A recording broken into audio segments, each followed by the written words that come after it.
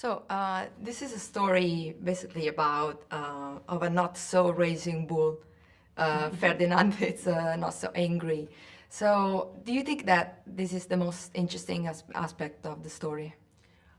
I think one of the most interesting aspects of Ferdinand's story is the fact that it's a bull born to be violent, born to be big, and born to be a fighter, but he chooses not to.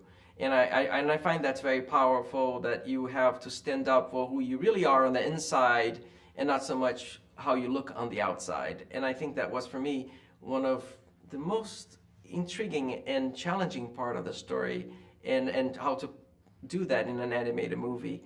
It was like something that I thought it was a good challenge. Did you have a different approach to this work than the Ice Age, Rio, and your previous jobs?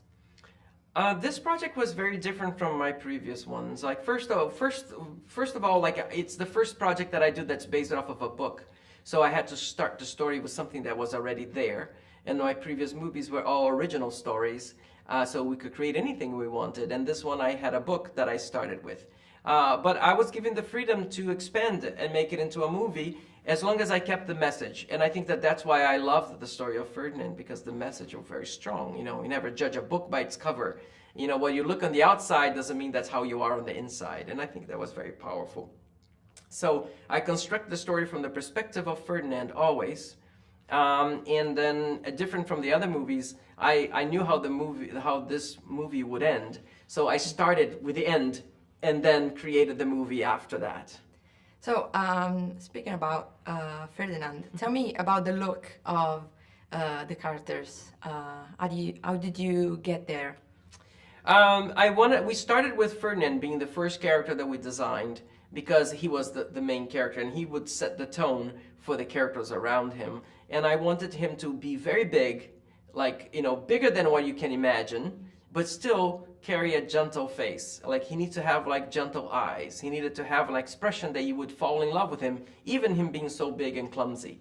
So, and that was the first step. And we use a lot of inspirations when we create our characters. And the movie takes place in Spain, and he lives in Andalusia, which is the south of Spain. And I wanted like the curves of the mountains, you know, the fluidity, like of the gentleness of the landscape to be what we designed with Ferdinand. So Ferdinand is like a big, gentle mountain that just sits there and stay, you know, in peace. So my last question, are you already working on something new? I'm just finishing Ferdinand, so I don't have another project right away, but I want to do something different this time. I want to try to do a live action project, maybe something that mixed live action with computers, you know, like a hybrid movie. So I'm looking into do projects like that.